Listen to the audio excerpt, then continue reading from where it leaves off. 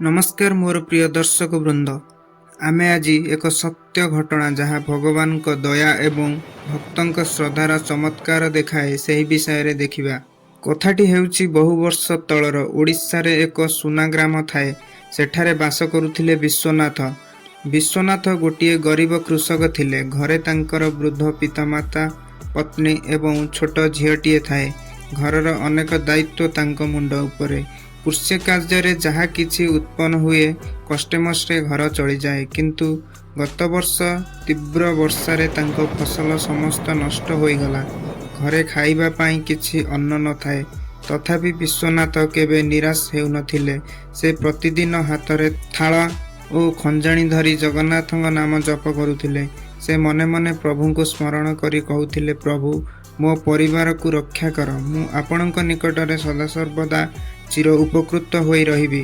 तांको मनरे एही निष्ठापर भक्ति देखि श्री जगन्नाथ मने मने चिंता कले तांकु अदृश्य भावे साहाय्य करिबाकू। ठीक सेही वर्ष रथयात्रा हेबाकू थिला।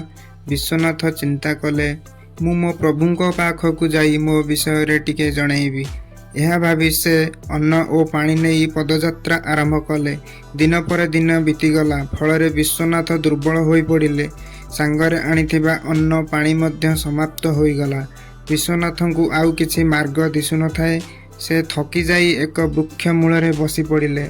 तांको आखिरु अश्रु झरी पड़ू थाए। ठीक सही समय रे वृद्ध वेश धारण करी श्री जगन्नाथ तांको पाखकू आसिले। विश्वनाथ को पचारुछंती, भाई एठारे काहींकी बसीच, किछि समस्या अछि कि? यह सुनी विश्वनाथ कहिले, मु मो प्रभुଙ୍କ पाखकू रथयात्रा दर्शन करने जाउथिली, किंतु मो पाखरे थिबा अन्न पानी सबू सरी जाइछि। मते एबे बहुत भोक मध्य लागुछि। यह सुनी वृद्ध जनक विश्वनाथ को भोजन देले। विश्वनाथ खाई सारिबा पर देखंती वृद्ध जनक सही स्थान रे नथंती। विश्वनाथ आश्चर्य होई गले। एही वृद्ध जनक किए मते खाद्य देई अचानक कुआड़े चली गले। विश्वनाथ मने मने चिंता कले, ये कौन मो प्रभु जे कि वृद्ध बेशरे मते दर्शन देवाकू आसिथिले। यही कथा भावी विश्वनाथ पुणी पदयात्रा आरंभ करती एवं जगन्नाथଙ୍କ पाखकू जाती। जगन्नाथଙ୍କୁ दर्शन करने समय रे देखती जगन्नाथଙ୍କ मुह एमिति हसुछि जेपरी सेही वृद्ध व्यक्ति परी। विश्वनाथଙ୍କ हृदय कंपी गला। से खुशी रे कांदी पकाइले, कहिले, हे प्रभु तुमे निजे मते आहार देवी रक्षा करिल, किंतु मु तुमको चिन्हि पारिली नहीं। मो जीवन धन्य होईगला प्रभु, धन्य होईगला। एही घटनारू आमको एही शिक्षा मिले, मनरे निस्वार्थपर भक्ति थिले भगवान निश्चय दर्शन दियंती।